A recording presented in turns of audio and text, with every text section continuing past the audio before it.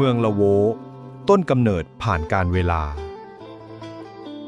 กลางลุ่มน้ำป่าสักที่ซึ่งแม่น้ำสายโบราณหล่อเลี้ยงผู้คนมาหลายพันปี ที่นี่คือเมืองละโวต้นทางของเรื่องราวมากมายที่ผูกพันทั้งศิลปะศาสนาและอำนาจการปกครองเอเชียตะวันออกเฉียงใต้ นักประวัติศาสตร์บอกเราว่าละโวไม่ใช่แค่เมืองหนึ่งแต่คือจุดตัดของเส้นทางวัฒนธรรมจากทิศเหนือชาวมอญนำพาความเชื่อดั้งเดิมจากทิศตะวันออกอิทธิพลเขมรแผ่ขยายและจากทิศใต้พ่อค้าชาวอินเดียนำเอาลมการค้าและคัมภีร์ศักดิ์สิทธิ์ขึ้นมาพร้อมกับเรือสำเภาเมืองละโวจึงไม่เคยหยุดนิ่งหากแต่เป็นห้องทดลองทางอารยธรรมที่ผู้คนศิลปกรรมและความเชื่อล้อมรวมกันจนก่อให้เกิดผลงานที่เรายังได้เห็นในวันนี้และในการเวลาที่อำนาจของขอมรุ่งเรืองละโวได้รับการแต่งตั้งเป็นเมืองลูกหลวงพระเจ้าชัยวรมันที่ 7ส่งทั้งขุนนางช่างฝีมือและพระสองมหายานเข้ามาบันทึกเรื่องราวไว้ด้วยหินและหล่อหลอมไว้ด้วยศรัทธาแต่ละก้อนศิลาไม่ใช่เพียงก้อนหินหากคือพยานเงียบของการเวลาบอกเล่าถึงการสืบสานอำนาจการเปลี่ยนผ่านศาสนาและการอยู่รอดของเมืองที่อยู่ตรงกึ่งกลางระหว่างโลกตะวันตกและตะวันออกวันนี้แม้เมืองละโวจะถูกกลืนไปกับชื่อลพบุรีในประวัติศาสตร์ไทยแต่ทุกซากปรักทุกโยชน์ปรางและทุกเส้นทางเก่าแก่ยังคงเล่าถึงต้นกำเนิดผ่านการเวลาที่ทำให้เรารู้ว่าเมืองนี้ไม่เคยเป็นเพียงเมืองเล็กๆหากแต่เป็นหัวใจสำคัญที่ผลักดันอารยธรรมของภูมิภาคนี้ให้ก้าวไปข้างหน้า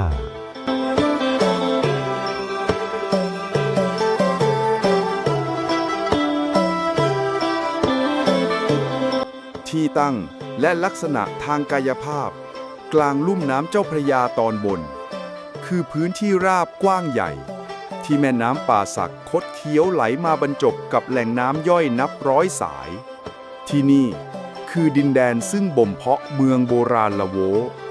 เมืองที่ถูกขนานนามว่า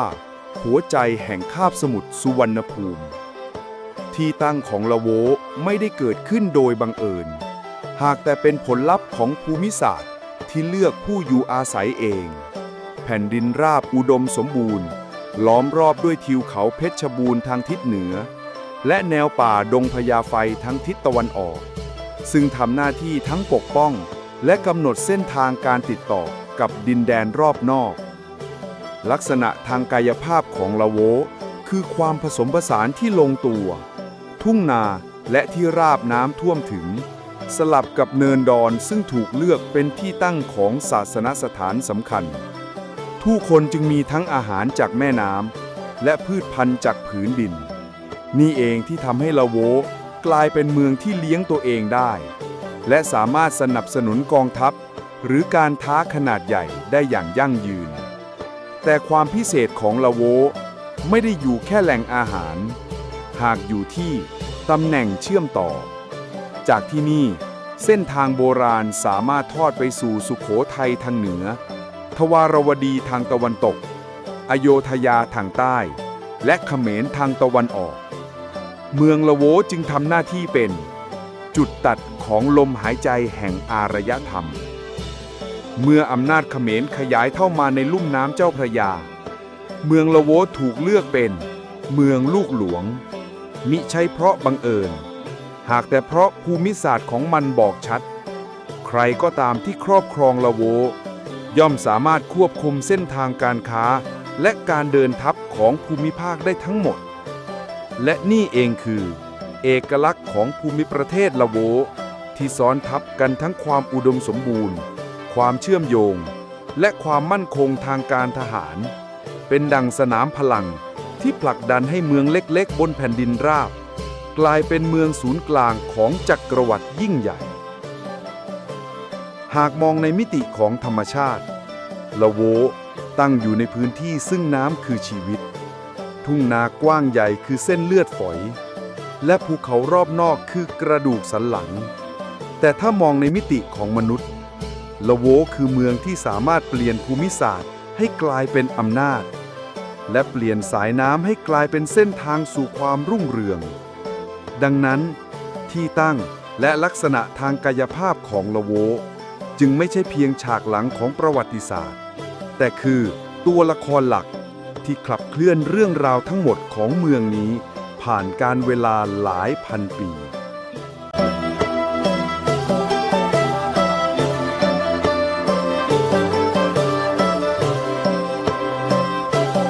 ต้นกำเนิด ใครสร้างเมื่อไหร่และเพื่ออะไร หลายพันปีผ่านมา แต่หินทุกก้อนทุกยอดปรางของพระปรางสามยอด ยังคงเล่าถึงเรื่องราวของผู้สร้างและความตั้งใจที่อยู่เบื้องหลัง นักโบราณคดีและนักประวัติศาสตร์เชื่อว่า พระปรางสามยอดถูกสร้างขึ้นในช่วงพุทธศตวรรษที่ 18 ถึง 19 ราวพุทธศตวรรษ 1700 ถึง 1800 โดยอิทธิพลของอาณาจักรขอม ซึ่งเวลานั้นอาณาจักรเขมรขยายอำนาจมายังพื้นที่ลพบุรีหรือเมืองละโว ผู้สร้างไม่ได้เพียงสร้างสิ่งก่อสร้างทางศาสนา แต่สร้างสัญลักษณ์แห่งอำนาจและความศรัทธา ปรางทั้งสามถูกออกแบบให้ตั้งเรียงในแนวแกนเดียวกัน สะท้อนความเชื่อทางศาสนาแบบฮินดูมหายาน และยังบ่งบอกถึงความสัมพันธ์ระหว่างเมืองลูกหลวงและอำนาจจักรวรรดิของตอนใต้ แต่ใครคือผู้สร้าง บันทึกชิ้นสำคัญอาจไม่มีชื่อชัดเจน แต่สัญลักษณ์และลวดลายบนปรางบอกเราว่า ช่างฝีมือผู้มีความเชี่ยวชาญจากอาณาจักรขอมได้ถูกส่งมาประจำที่ละโว พวกเขาใช้หินทรายและศิลาแรงก่อสร้าง ปั้นปรางทั้งสามให้เหมือนกับปราสาทศักดิ์สิทธิ์ในเมืองหลวงของเขมร เพื่อเป็นเครื่องยืนยันอำนาจและการปกครองทางจิตวิญญาณ พระปรางสามยอดมิได้ถูกสร้างเพียงเพื่อสักการะเทพเจ้า แต่ยังเป็นจุดศูนย์กลางของเมืองละโว เป็นที่ตั้งของพิธีกรรมทางศาสนา สถานที่ราชการ และเป็นเครื่องมือทางการเมือง การสร้างปรางคือการประกาศต่อชาวเมืองและเพื่อนบ้านว่า ใครคือผู้ครองดินแดนและใครคือผู้รับรองศรัทธา นักวิชาการบางคนเสนอว่า การสร้างปรางทั้งสามยอดนี้ยังสะท้อนความสัมพันธ์ระหว่างศาสนาและอำนาจเมือง ทุกยอดปรางเป็นเหมือนเสาหลักที่ผูกเมืองเข้ากับจักรวาลตามคติพราหมณ์ฮินดู สร้างความมั่นคงทั้งทางกายภาพและจิตวิญญาณ เมื่อมองจากมุมสถาปัตยกรรม ปรางสามยอดเป็นเครื่องหมายแห่งความคิดเชิงยุทธวิธี วางแกนเมืองให้สอดคล้องกับทิศทางสำคัญ ทั้งเพื่อการบูชา การปกครองและสัญลักษณ์อำนาจ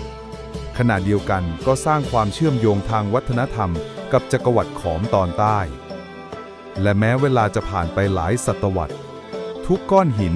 ทุกร่องลายที่สลักไว้ ยังคงเป็นพยานเงียบของการสร้างสรรค์และความตั้งใจ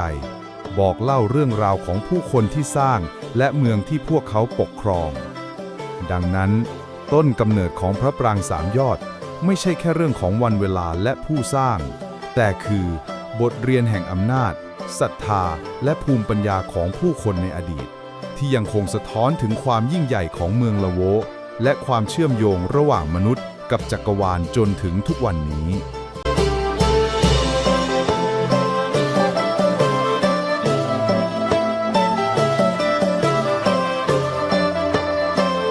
สถาปัตยกรรมและรายละเอียดภายในพระปรางสามยอดไม่ใช่เพียงซากปรักหักพัง แต่เป็นสมบัติแห่งภูมิปัญญาของช่างฝีมือขอมโบราณ ทุกยอด ทุกก้อนหินล้วนบอกเล่าเรื่องราวของศรัทธาและความคิดสร้างสรรค์ เมื่อมองจากภายนอก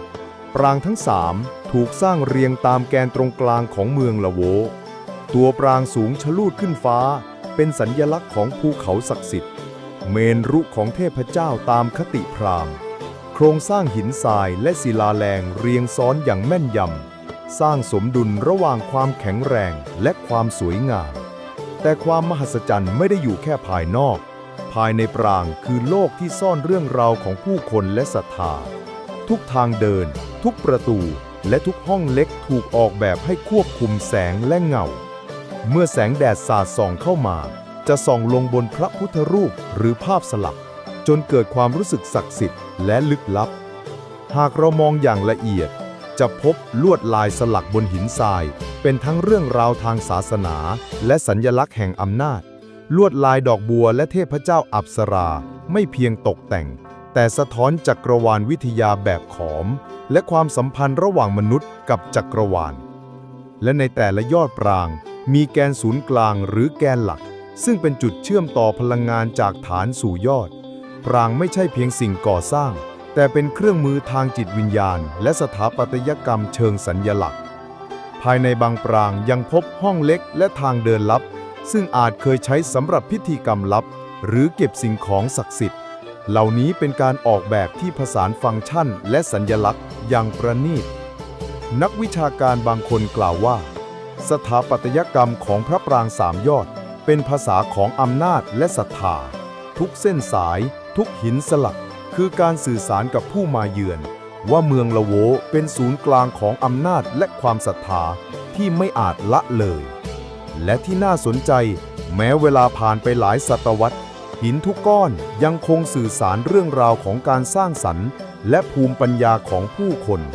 ผู้มาเยือนจะได้สัมผัสทั้งความงามศักดิ์สิทธิ์และอารยธรรมขอมที่ถูกบรรจุไว้ในปรางนี้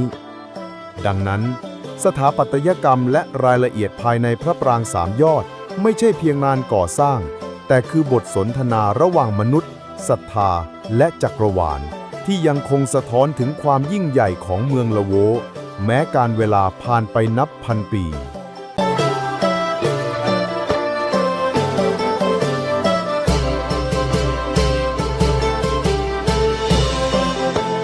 การดัดแปลงและบูรณะในสมัยอยุธยาหลายศตวรรษผ่านไปพระปรางสามยอดยังคงยืนหยัดเหนือผืนดินลพบุรีแต่สิ่งที่เราเห็นในวันนี้ไม่ใช่ภาพเดิมดั้งเดิมทั้งหมดเพราะในช่วงสมัยอยุธยาเมืองละโวและปรางทั้งสามยอดถูกดัดแปลงและบูรณะเพื่อให้สอดคล้องกับอำนาจและรสนิยมของราชวงศ์อยุธยาการบูรณะครั้งนี้ไม่ใช่เพียงการซ่อมแซมผนังหรือยอดปรางที่ทรุดโทรมแต่เป็นการปรับเปลี่ยนโครงสร้างและฟังก์ชันเพื่อให้เข้ากับรูปแบบศาสนาและพิธีกรรมแบบอยุธยาพระปรางที่เคยเป็นสัญลักษณ์ของอำนาจขอมถูกผสานเข้ากับสถาปัตยกรรมไทยในยุคนั้นทั้งการใช้หลังคาสอนชั้นล่างและชั้นกลางถูกปรับแต่งให้สามารถใช้ทำพิธีกรรมทางพุทธศาสนาช่างฝีมืออยุธยาได้นำเทคนิคการก่อสร้างและลวดลายแบบไทยมาผสานกับโครงสร้างเดิมขณะที่ยังคงเคารพแกนกลางและความสมดุลของปรางเดิมทุกการบูรณะคือบทสนทนาระหว่างอดีตกับปัจจุบันระหว่างความศรัทธาเดิมของชาวขอมและรสนิยมของราชวงศ์อยุธยาภายในปรางบางส่วนถูกปรับให้เป็นวิหารสำหรับพระพุทธรูปและพิธีกรรมทางพุทธศาสนาลวดลายดอกบัวและนาคที่สลักบนหินเดิมถูกเสริมด้วยลวดลายไทยโบราณเพื่อสื่อถึงความต่อเนื่องและการผสมผสานของวัฒนธรรมนอกจากนี้ในสมัยอยุธยาการบูรณะยังสะท้อนมิติทางการเมืองผู้ปกครองต้องการให้เมืองละโวเป็นทั้งศูนย์กลางศรัทธาและเครื่องยืนยันอำนาจการบูรณะปรางจึงไม่ใช่เพียงเรื่องศาสนาแต่เป็นเครื่องมือทางการเมืองและสัญลักษณ์แห่งความมั่นคงผู้คนในยุคนั้นเดินเข้าไปยังปรางเห็นทั้งความงามของลวดลายเดิมและความสวยงามใหม่ที่ถูกปรับแต่งทุกก้อนหินทุกยอดปรางจึงไม่เพียงเป็นโครงสร้างแต่เป็นบทเรียนของการรักษาและเปลี่ยนแปลงแสดงให้เห็นว่ามนุษย์สามารถสืบทอดอดีตพร้อมกับสร้างเอกลักษณ์ใหม่ไปพร้อมกันดังนั้นการดัดแปลงและบูรณะในสมัยอยุธยาไม่เพียงรักษาพระปรางสามยอดไว้จากการเวลาแต่ยังสร้างสะพานเชื่อมระหว่างวัฒนธรรมขอมและไทยให้ผู้คนทุกยุคได้เรียนรู้ถึงความงดงามความศรัทธาและภูมิปัญญาของผู้สร้างตลอดกาล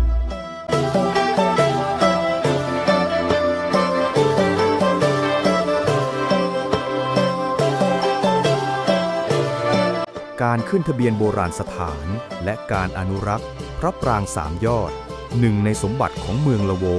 ที่เคยเป็นศูนย์กลางศรัทธาและอำนาจของอาณาจักรโบราณ แต่การเวลาไม่เคยหยุดเดิน ทุกยอดปราง ทุกก้อนหิน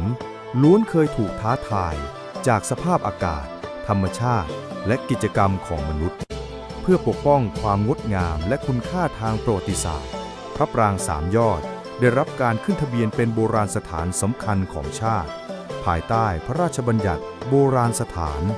กฎหมายฉบับนี้ไม่ใช่เพียงแค่การบันทึกชื่อไว้ แต่เป็นเครื่องมือทางกฎหมายและสัญลักษณ์แห่งความรับผิดชอบที่สังคมมอบให้กับการอนุรักษ์โบราณวัตถุ การขึ้นทะเบียนไม่ใช่เพียงการติดป้ายหรือบันทึกในเอกสาร แต่เป็นจุดเริ่มต้นของการวางมาตรการปกป้อง การจัดทำแผนอนุรักษ์และการศึกษาทางวิชาการ นักอนุรักษ์และสถาปนิกต้องร่วมกันตรวจสอบทุกหิน ทุกยอดปรางเพื่อให้แน่ใจว่าการบูรณะไม่ทำลายเอกลักษณ์เดิม หนึ่งในหลักการสำคัญคือ การใช้วัสดุและเทคนิคที่สอดคล้องกับโบราณสถานเดิม ช่างฝีมือต้องเลือกหินทรายและศิลาแรงให้เหมือนเดิม พร้อมทั้งใช้วิธีการติดตั้งที่รักษาโครงสร้างและลวดลายเดิมให้มากที่สุด นี่คือบทเรียนของความอดทนและความเคารพต่ออดีต และในยุคปัจจุบัน การอนุรักษ์ไม่ได้หมายถึงแค่ฟื้นฟู แต่รวมถึงการบริหารจัดการนักท่องเที่ยว การป้องกันการกัดกร่อน และการใช้เทคโนโลยีสมัยใหม่ เช่น การสแกน3 มิติ การสร้างแบบจำลองเสมือนจริง เพื่อให้ทุกคนได้สัมผัสปราง แม้ไม่แตะต้องก้อนหินจริง นักอนุรักษ์บางคนเปรียบเทียบ การอนุรักษ์โบราณสถานเหมือนการฟังเสียงของอดีต ทุกร่องรอยของหิน ทุกลวดลายที่สลักไว้ สอนให้เรารู้จักอดทน และให้เกียรติผู้สร้าง แม้เวลาจะผ่านไปหลายร้อยปี และที่น่าสนใจ การขึ้นทะเบียนและการอนุรักษ์ยังเชื่อมโยงกับการเรียนรู้ของสังคม ทุกครั้งที่นักเรียน นักวิจัย หรือผู้มาเยือนก้าวเข้ามา พวกเขาได้สัมผัสทั้งศิลปะ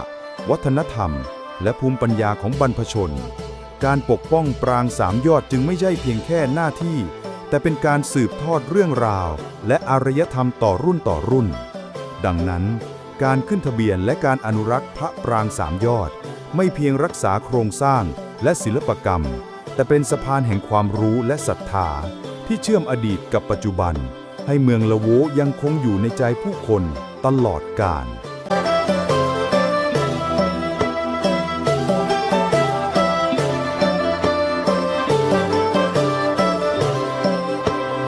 พระปรางสามยอดไม่เพียงเป็นสัญลักษณ์ของเมืองละโวแต่ยังเป็นบทเรียนอันยิ่งใหญ่แห่งศิลปะและประวัติศาสตร์ของประเทศไทย หากมองด้วยสายตานักประวัติศาสตร์ปรางทั้งสามยอดสะท้อนภูมิปัญญาการก่อสร้างแบบขอมโบราณโครงสร้างหินทรายซ้อนชั้นอย่างแม่นยำผสมผสานกับการออกแบบเชิงศาสนาถูกยอดปรางถูกวางแกนตรงกลางเมืองตามคติพราหมณ์ฮินดูแสดงถึงความสัมพันธ์ระหว่างจักรวาลกับเมืองมนุษย์ในมุมของศิลปะลวดลายสลักหินไม่ใช่แค่การตกแต่งแต่เป็นภาษาของความเชื่อและอำนาจทั้งอัปสรา นาค ดอกบัวและเทพเจ้าที่ปรากฏบนหินถูกเส้นสายคือการสื่อสารถึงจักรวาลและสัญลักษณ์แห่งศรัทธา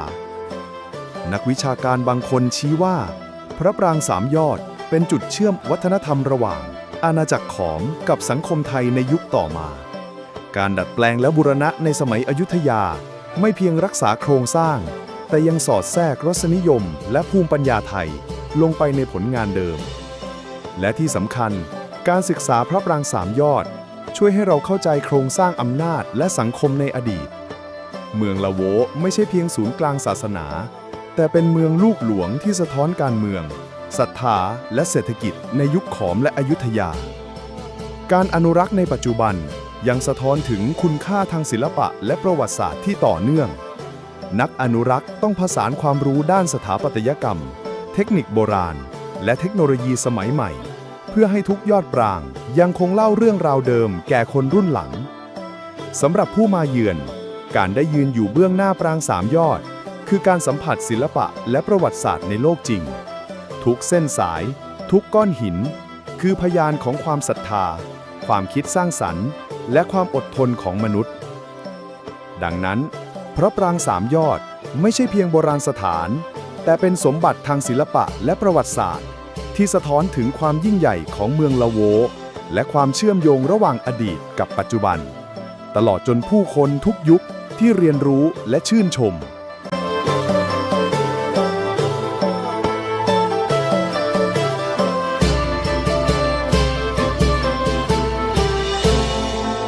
บริบทในพื้นที่เมืองและความขัดแย้งพระปรางสามยอดตั้งตระหง่านอยู่ใจกลางเมืองละโวบนผืนดินที่ครั้งหนึ่ง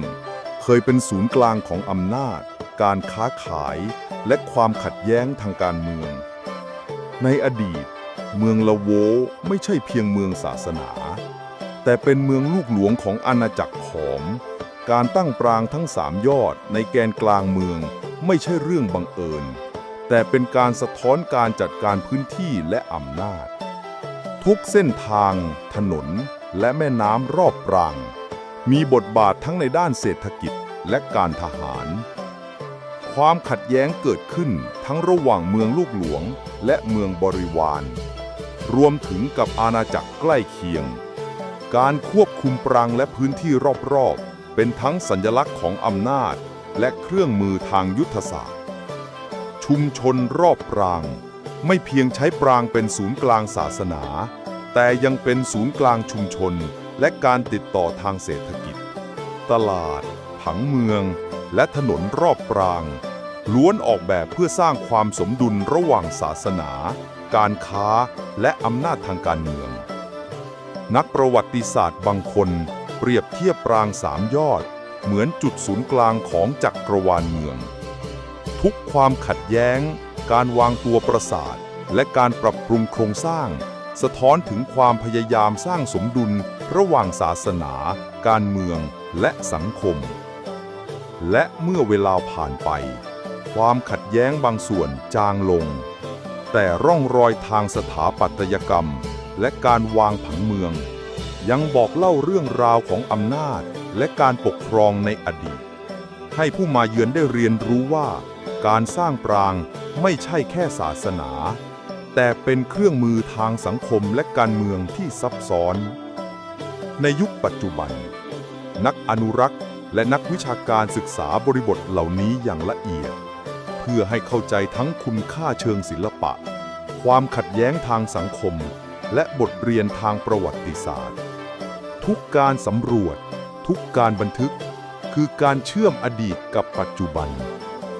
ดังนั้นบริบทในพื้นที่เมืองและความขัดแย้งรอบพระปรางสามยอดไม่เพียงทำให้เราเข้าใจเมืองละโวในอดีตแต่ยังสะท้อนความสัมพันธ์ระหว่างศาสนาการเมืองและสังคมที่สอดประสานกันอย่างลึกซึ้งและยังคงสอนบทเรียนแก่ผู้คนทุก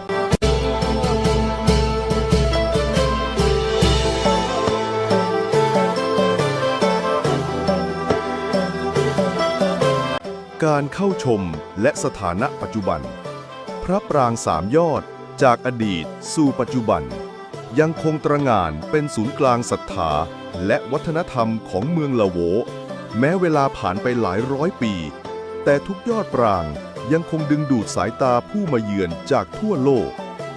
ในยุคปัจจุบันการเข้าชมปรางสามยอดไม่ได้เป็นเพียงการมองดูหินทรายและสถาปัตยกรรมแต่เป็นประสบการณ์เชิงวัฒนธรรมเต็มรูปแบบนักท่องเที่ยวสามารถเดินชมพื้นที่รอบปรางสัมผัสกับผังเมืองและบริบททางประวัติศาสตร์ผ่านป้ายข้อมูลและเส้นทางเดินแบบจัดการสิ่งที่โดดเด่นคือการออกแบบเส้นทางเข้าชมและการจัดการนักท่องเที่ยวอย่างรอบคอบเพื่อให้ผู้เข้าชมเรียนรู้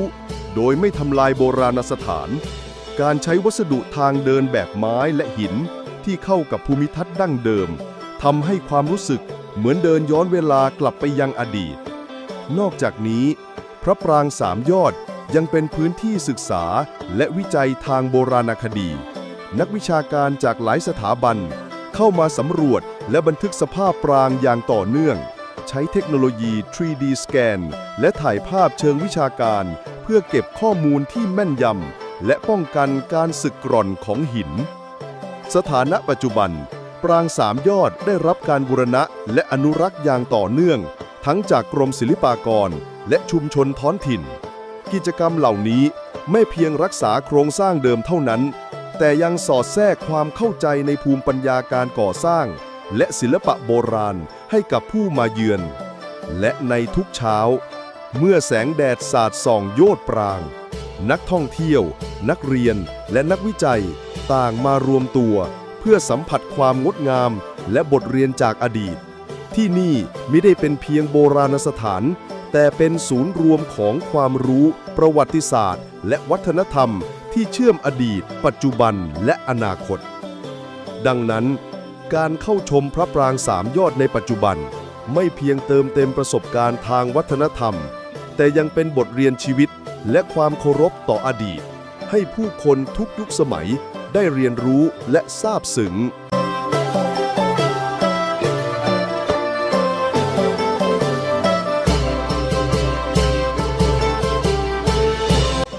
พระปรางสามยอดสรุปภาพรวม ที่ตั้งและประวัติ ตั้งอยู่ที่จังหวัดลพบุรี ใจกลางเมืองละโว เมืองโบราณ เป็นปรางหินทรายสามยอด สร้างขึ้นในสมัยอาณาจักรขอม ประมาณพุทธศตวรรษที่ 17 ถึง 18 จุดประสงค์เดิม ศาสนสถานในคติพราหมณ์ฮินดู เป็นศูนย์กลางความเชื่อและอำนาจทางศาสนา สถาปัตยกรรม ประกอบด้วยปรางสามยอด วางแกนกลางอย่างสมมาตร วัสดุ หินทรายและอิฐ สลักลวดลายเทพเจ้า นาค อัปสรา และดอกบัว การออกแบบสะท้อนจักรวาลวิทยาและความเชื่อพราหมณ์ฮินดู ความสำคัญทางศิลปะและประวัติศาสตร์ เป็นตัวอย่างสำคัญของสถาปัตยกรรมขอมในประเทศไทย แสดงถึงภูมิปัญญาการก่อสร้างและศิลปะสลักหิน สะท้อนการเชื่อมวัฒนธรรมขอมไทย ผ่านการบูรณะในสมัยอยุธยา การดัดแปลงและบูรณะ สมัยอยุธยา ปรับปรุงและบูรณะ ผสมผสานสถาปัตยกรรมไทย ใช้เป็นสัญลักษณ์ทางศาสนาและศูนย์กลางของชุมชน บริบทและความขัดแย้ง อยู่ในเมืองลูกหลวงของอาณาจักรขอม พื้นที่รอบรางเป็นศูนย์กลางศาสนา การค้าและการเมือง มีการแย่งชิงอำนาจและความขัดแย้งระหว่างเมืองลูกหลวงและเมืองบริวาร สถานะปัจจุบัน เป็นโบราณสถานสำคัญของไทย ขึ้นทะเบียนและได้รับการอนุรักษ์โดยกรมศิลปากร เปิดให้นักท่องเที่ยวและนักวิจัยเข้าชม